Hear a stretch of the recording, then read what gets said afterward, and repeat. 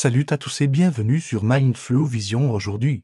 On va parler d'un sujet qui fait beaucoup débat, le développement personnel. Est-ce vraiment la clé du succès ou juste une belle arnaque bien emballée? Tu les as sûrement déjà vus, ces fameux gurus qui te promettent de devenir millionnaire en 30 jours, de transformer ta vie en répétant des mantras devant ton miroir ou de débloquer ton potentiel. Fini avec leur formation à 997 €. Maintenant, est-il vraiment? Je vais être direct avec toi, le développement personnel. C'est comme une boîte à outils. Certains outils sont vraiment utiles. D'autres, pas tant que ça. Et c'est là que ça devient intéressant. Prenons l'exemple des affirmations positives. On nous dit de répéter « je suis riche » 100 fois par jour devant le miroir. Mais ce que ça marche vraiment, la réalité, c'est que les affirmations peuvent être efficaces.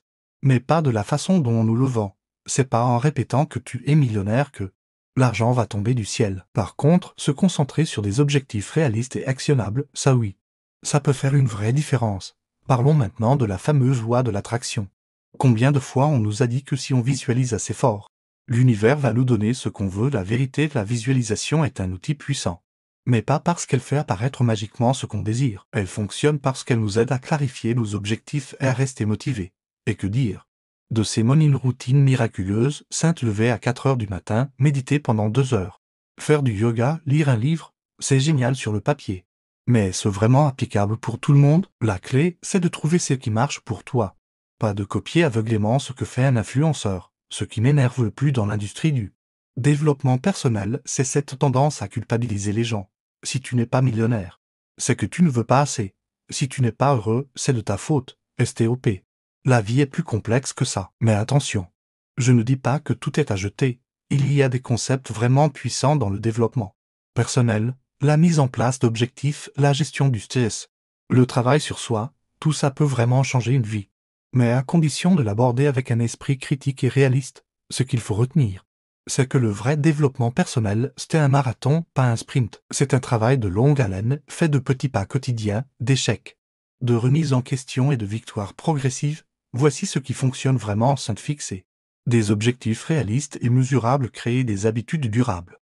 Adapté à son mode de vie, accepter que le changement prend du temps, rester authentique et honnête avec soi-même. Et ce qui ne fonctionne pas, les solutions miracles, les promesses de résultats instantanés, le copier-coller des routines des autres, la culpabilisation systématique. En conclusion, le développement personnel n'est ni une arnaque totale, ni une révélation miraculeuse. C'est un outil qui peut être très puissant quand il est bien utilisé, avec discernement et authenticité. Si cette vidéo t'a plu et que tu veux plus de contenu qui démystifie le développement personnel, abonne-toi à Mindflow Vision, active la cloche pour ne rater aucune vidéo, et surtout, partage en commentaire ton expérience la plus WTF avec le développement personnel. Les histoires les plus folles seront peut-être dans ma prochaine vidéo. Merci d'avoir regardé jusqu'au bout, prenez soin de vous.